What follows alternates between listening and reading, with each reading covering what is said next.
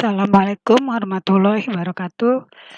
Kita masuk ke mata kuliah Statistika dan Metodologi Penelitian untuk pertemuan yang ketiga. Dengan saya dosen pengampunya Fadwa Makfurah. Oke, setelah kita membahas di pertemuan pertama dan kedua tentang bagaimana kita menentukan judul dan latar belakang, maka di pertemuan kali ini kita akan membahas tentang identifikasi masalah, di mana identifikasi ini adalah suatu proses yang paling penting dalam melakukan sebuah penelitian. Selain dari latar belakang, juga ada perumusan masalah yang ada, di mana rumusan masalah ini nanti merupakan batasan atau poin apa saja yang menjadi landasan untuk diuraikan dan dipecahkan.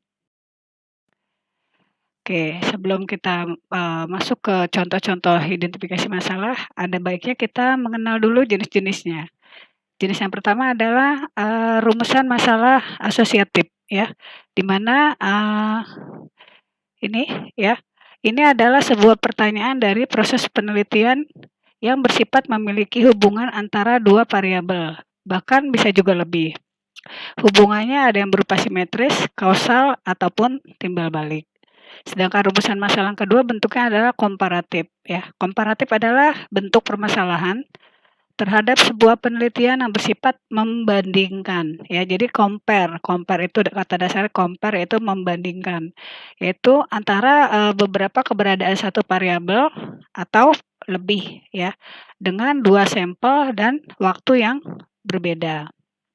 Oke, kalau ini adalah yang saling berhubungan, kalau ini adalah yang saling ini untuk membandingkan.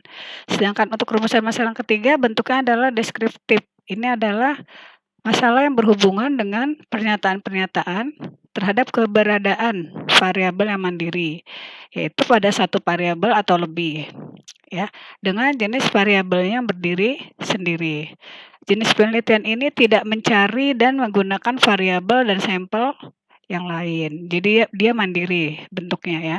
Jadi nanti waktu kalian menentukan identifikasi masalah di penelitian kalian tentukan dulu mau ada antar variabelnya itu ada hubungan atau tidak, atau hanya untuk membandingkan, atau lebih banyak mandiri, ya. Kalau untuk perancangan biasanya ini lebih banyak ke arah sini, ya, mandiri dan ini asosiatif. Tergantung penelitiannya juga. Sedangkan fungsi identifikasi itu sendiri satu membentuk dorongan dari suatu kegiatan dari penelitian untuk menjadi penyebab suatu kegiatan penelitian terjadi untuk dilakukan. Fungsi yang keduanya, perumusan dilakukan dengan mengembangkan hingga mendapatkan wawasan baru. Sedangkan yang ketiga fungsinya tahu apa saja yang harus dibahas, apa saja yang harus diselesaikan, sehingga menjadi suatu karya, hasil, ataupun wawasan baru.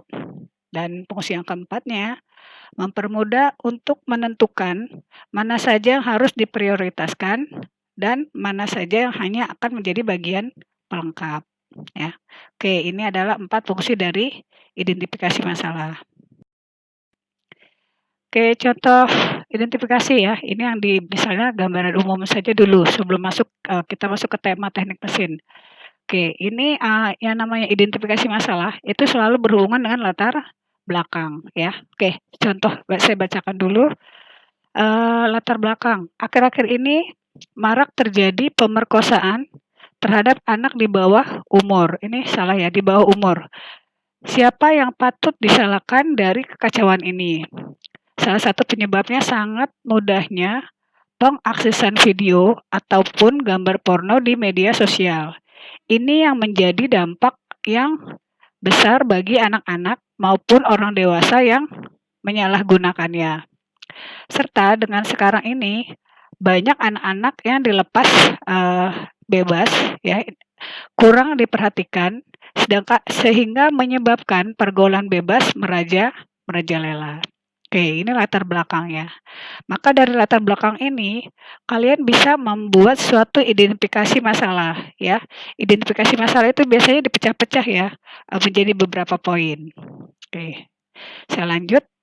Jadi dari latar belakang di atas dapat disimpulkan identifikasi masalahnya adalah sebagai berikut. Yang A, kasus kekerasan terhadap anak di bawah umur marak terjadi akhir-akhir ini. Oke, ini ada hubungannya ke sini. Yang kedua, masalah yang terjadi ya, konten porno yang beredar di media sosial. Jadi ini gara-garanya ya, ada kasus kekerasan gara-gara ada konten porno yang beredar di media sosial. Lalu yang ketiga, penyebab lainnya adalah anak-anak yang kurang mendapat perhatian dari orang tuanya. Jadi itu contohnya ya.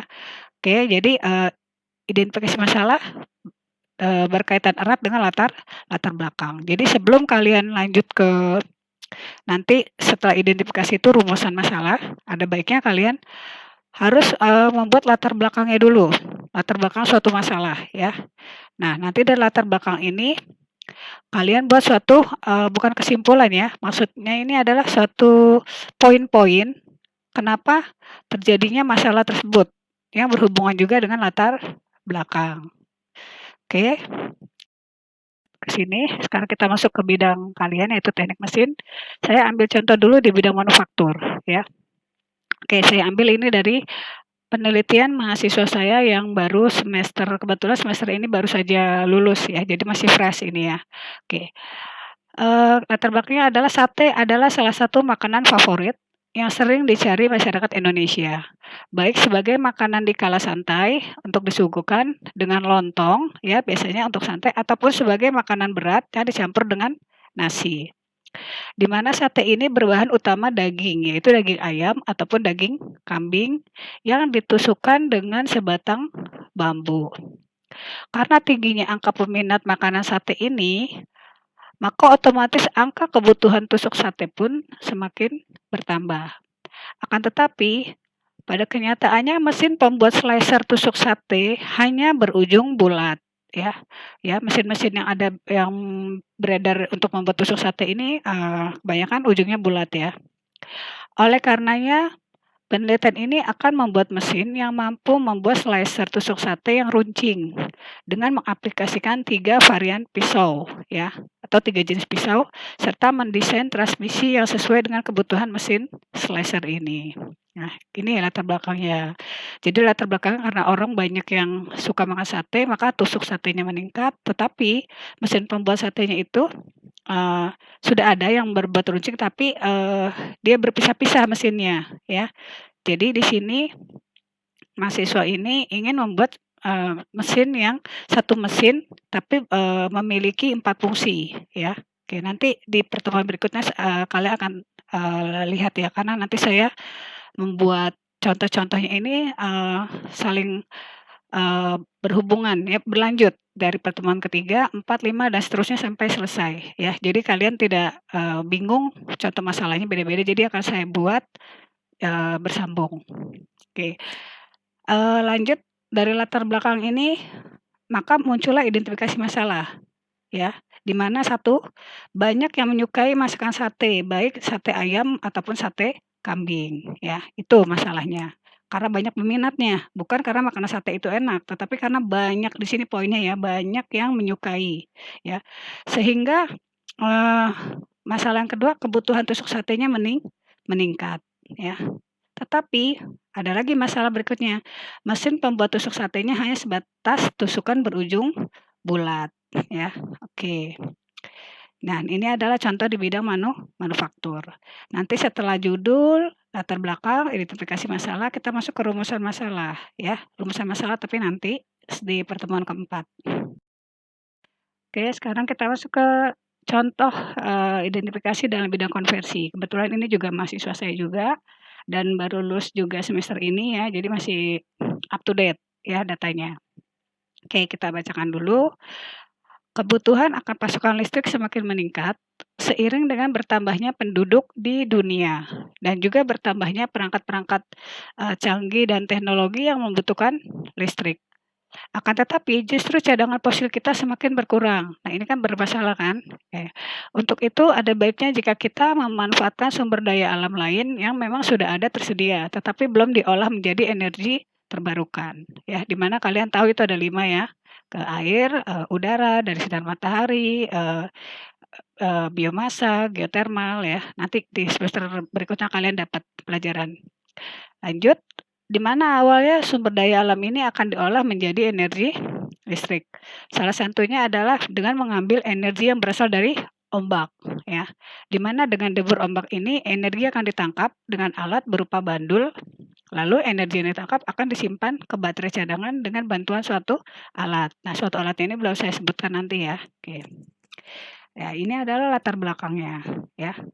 Oke, maka identifikasi masalahnya, satu, kebutuhan listrik meningkat. Nah, ini ada di sini tadi. Kedua, cadangan fosil dan minyak bumi semakin berkurang, ya. Oke, karena listrik meningkat tetapi cadangan berkurang, maka ada baiknya masalah yang ketiga memanfaatkan sumber daya alam. Salah satunya seperti, debur ombak, ya. Oke, yang keempat, dengan cara membuat alat penyimpan energi ke baterai yang berasal dari deburan ombak tersebut. Oke, jadi ini adalah contohnya ya 2 ya. Oke, nanti saya harap kalian, sudah ngerti ya maksud dari latar belakang yang berhubungan langsung dengan identifikasi masalah. Karena selama ini kalau dilihat dari penelitian-penelitian tugas akhir, banyak yang tidak mengerti ya. Jadi antara latar belakang sama identifikasi masalah itu nggak nyambung ya. Oke, maka di sini saya harap setelah mendapatkan mata kuliah ini, kalian sudah mengerti. Dan untuk kedepannya ini bagus juga ya cara penulisannya ya. Jadi bukan hanya mesinnya saja yang bagus, alatnya yang bagus, tetapi juga laporannya bagus. Oke, cukup sekian untuk pertemuan ketiga kali ini. Terima kasih. Wassalamualaikum warahmatullahi wabarakatuh.